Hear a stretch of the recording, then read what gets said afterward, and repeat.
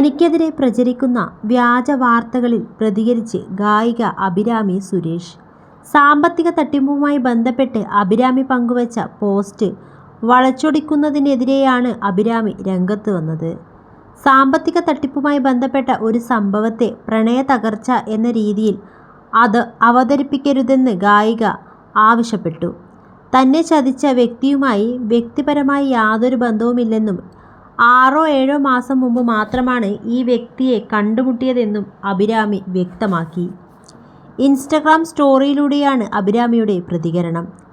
അഭിരാമി സുരേഷിൻ്റെ വാക്കുകൾ ഇങ്ങനെയാണ്: ഞാൻ പോസ്റ്റിൽ പരാമർശിച്ച വ്യക്തിയുമായി വ്യക്തിപരമായ ഒരു ബന്ധവും എനിക്കില്ല. 6-7 മാസം മുമ്പാണ് ഞാൻ ഈ വ്യക്തിയെ കണ്ടുമുട്ടിയത്. ഒരു പ്രൊഫഷണൽ സാമ്പത്തിക തട്ടിപ്പിനെ പ്രണയകഥയാക്കി വളച്ചൊടിക്കുന്നത് ദയവ് ചെയ്ത് നിർത്തണം.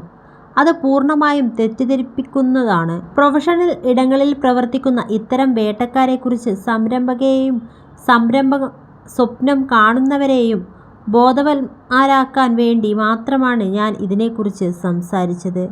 കഴിഞ്ഞ ദിവസമാണ് ബിസിനസ്സിൽ നേരിട്ട വലിയ ചതിയെക്കുറിച്ചും തുടർന്നുണ്ടായ സാമ്പത്തിക മാനസിക തകർച്ചകളെക്കുറിച്ചും അഭിരാമി സുരേഷ് തുറന്നു പറഞ്ഞത്.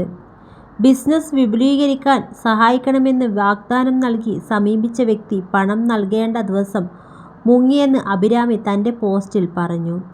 തുടർന്ന് വലിയ സാമ്പത്തിക പ്രതിസന്ധിയിലേക്ക് കൂപ്പുകുത്തിയതെന്നും അഭിരാമി പറഞ്ഞു. മാനസികമായി ഏറ്റ ആഘാതത്തിൽ നിന്ന് പുറത്തുകടക്കുകയാണെന്നും അഭിരാമി പോസ്റ്റിൽ വ്യക്തമാക്കിയിരുന്നു.